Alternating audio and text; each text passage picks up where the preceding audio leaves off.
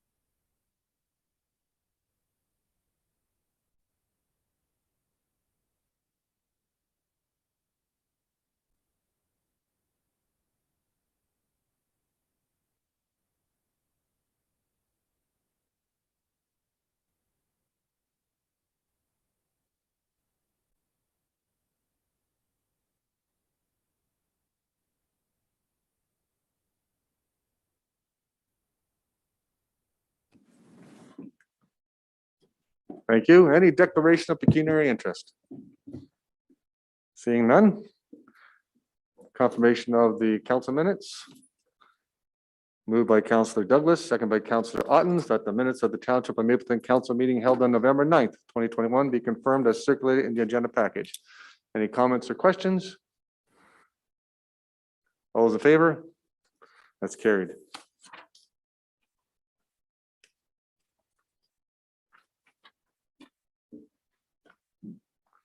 Matters arising under the Planning Act. We have a few items here today. Consent application we have. Let's read this one. Resolution 6.1, moved by Councillor Otten, second by Councillor Douglas. The Township of Mapleton support consent application B91-21 as presented for lands described as lots 206, 207, and 208, part of James Street, Ross site plan, with the following conditions. That the owner satisfy all the requirements of the local municipality, financial and otherwise, for the proper and orderly development of the subject lands, including but not limited to the outstanding taxes. That payment be made of a fee of $266 for a letter of clearance. That a copy of the deposited reference plan be submitted to the township. That cash in lieu of parkland as per the applicable township's fees and charges by law. That driveway access to the severed lands can be provided to the satisfaction of the Township of Mapleton. That servicing can be accommodated on the severed lands to the satisfaction of the Township of Mapleton. That the Rothsay Marable plan on the remaining farmlands is to be deemed in accordance with section 50, subsection 4 of the Planning Act. And further, that council authorizes the planning and development coordinator to file with the Secretary Treasurer of the Planning and Land Division Committee at the County of Wellington a letter of clearance of these conditions on completion of the same. Linda, any comments to add to this? Through you, Mayor.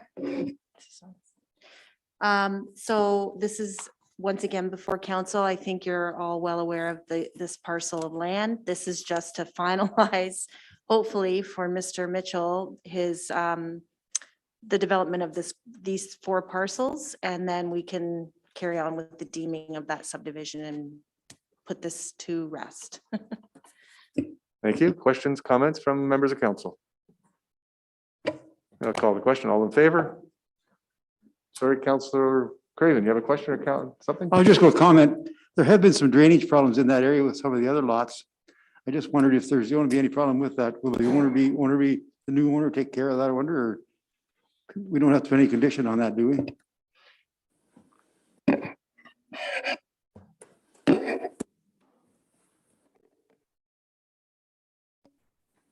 Through you, Mayor, thank you. So that'll be handled at the time of building permit for the new home, that any drainage has to be addressed under that approval process.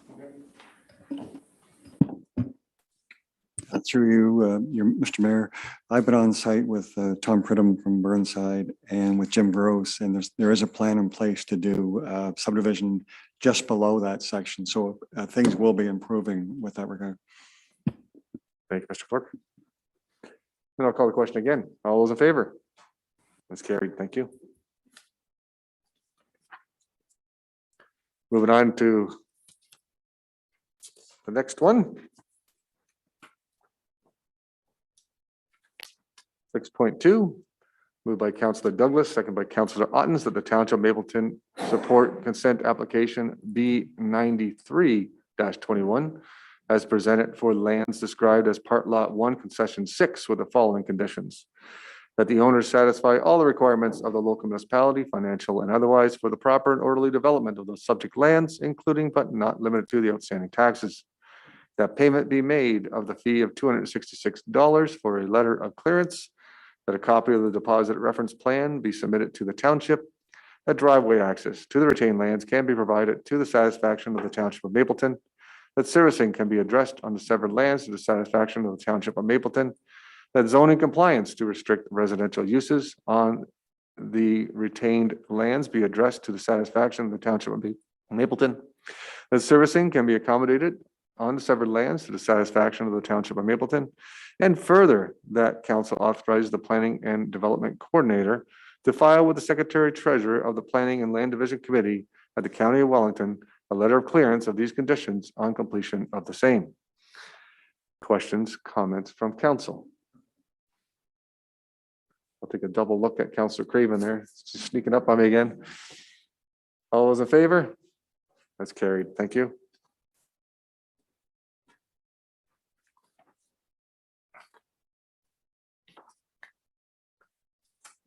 We'll move on to the next application, item 6.3, moved by Councillor Ottens, again seconded by Councillor Douglas, that the Township of Mapleton support consent application B 100-21 as presented for lands described as Part Lot 13, Concession 10, with the following conditions: that the owner satisfy all the requirements of the local municipality, financial and otherwise, for the proper and orderly development of the lands, including but not limited to the outstanding taxes. That payment be made of a fee of $266 for a letter of clearance, that a copy of the deposited reference plan be submitted to the township, that driveway access to the severed lands can be provided to the satisfaction of the township, that cash in lieu of parkland as per applicable township's fees and charges bylaw, that servicing can be addressed on the severed lands to the satisfaction of the township, and that servicing can be accommodated on the severed lands to the satisfaction of the township. And further, that council authorizes the Planning and Development Coordinator to file with the Secretary Treasurer of the Planning and Land Division Committee at the County of Wellington a letter of clearance of these conditions on completion of the same. And I think anything to add to that? Nope. Okay. Any comments, questions from council? All in favor then? That's carried.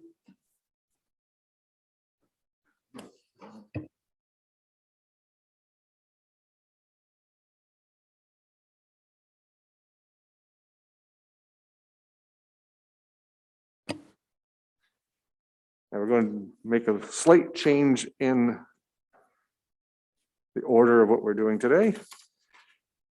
Item 7.1 is just going to be moved down a little bit. We're going to go right to item 7.2, which is Maitland Valley Conservation Authority. Phil Beard and Dave Turton are here today.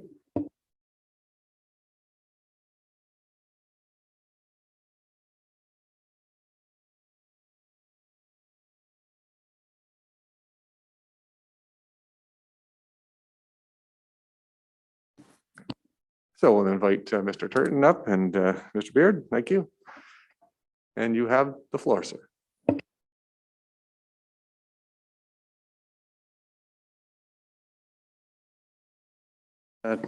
in open session.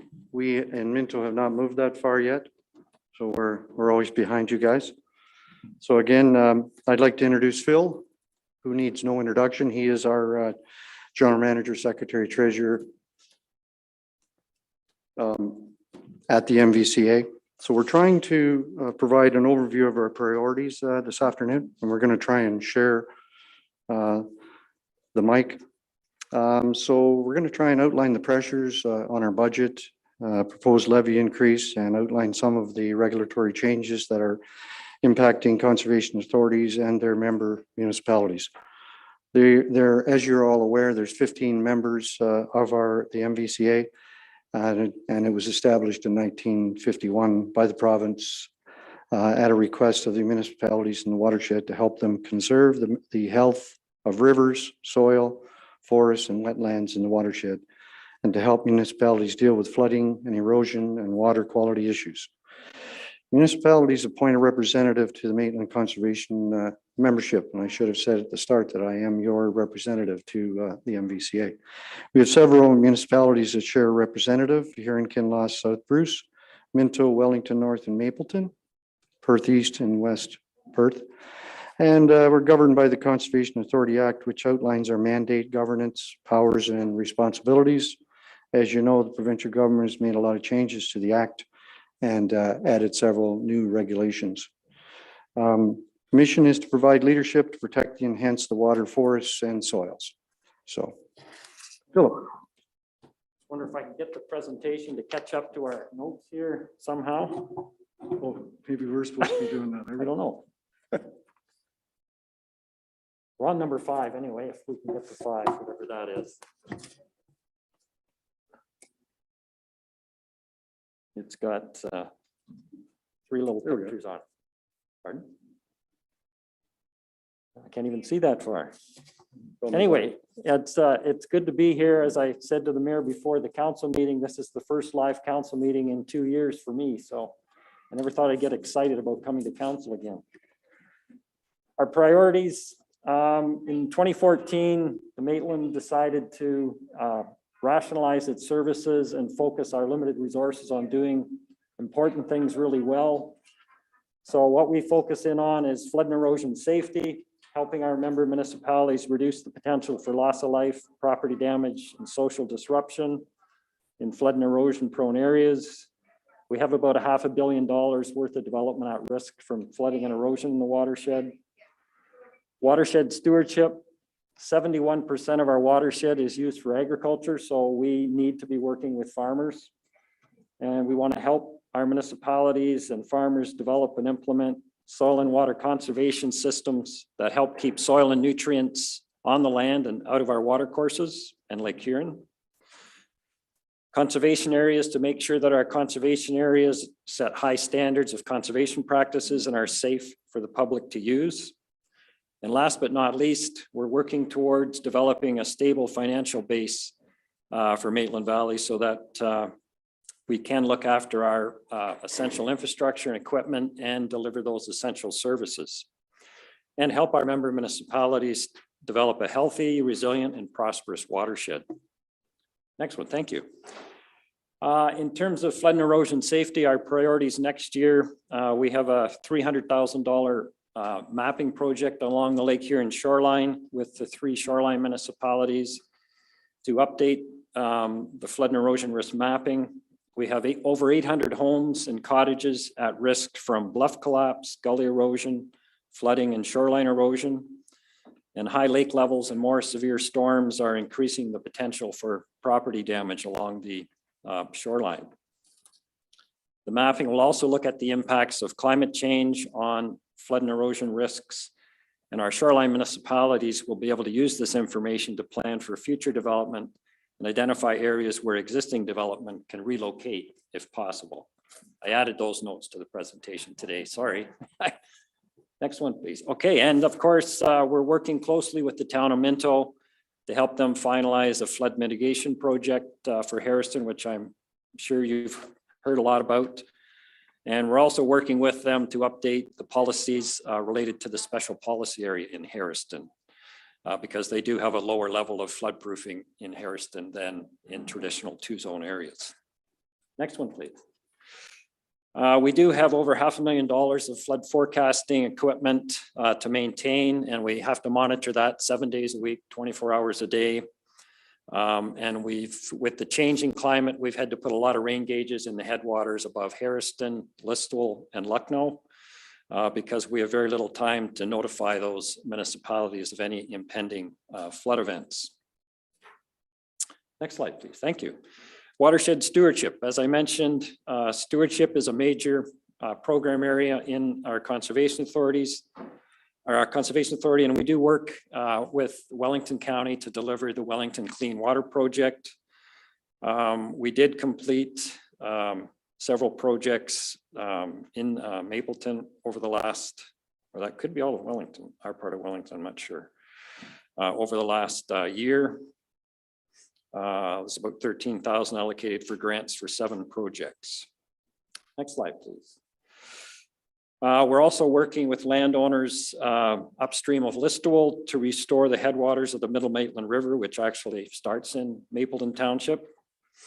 And this is a picture, one of the sites that we worked with the landowner on to restore. So our major focus is restoring the floodplain in the river valley out of cash crops and into trees, shrubs, wildflowers, and permanent pasture. Next slide, please.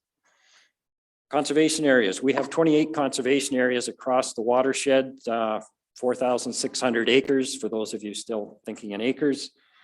Next slide, please. And over the last 20 months, we've had an incredible increase in use in people using our conservation areas. More people have discovered the value and importance of nature to both their physical and mental health. Next slide, please. Another major project that we're working on is in 2017, the Gorey Dam washed out and the board made the decision to remove it and restore the river and floodplain. So last year we started that project and removed the dam and restored the river for fish habitat. We also planted the floodplain with trees, shrubs, and wildflowers. Next year, we'll be working on naturalization work upstream of the former dam site. We're also going to be upgrading our workshop at our administrative center and building a new storage shed building for vehicles, equipment, and the storage of materials. The new storage shed will be used in the spring and fall for distributing trees and shrubs to landowners and municipalities. So now I'm going to turn it back to Dave to talk about the the budget and the levy stuff. Stabilization of our funding. It's quite a thought, isn't it? As I mentioned, one of our priorities is to stabilize our funding base so that we can provide a high level of service within the watershed of our core service and to maintain our essential infrastructure and equipment. We are increasing the budget so that we can stabilize and strengthen our core services.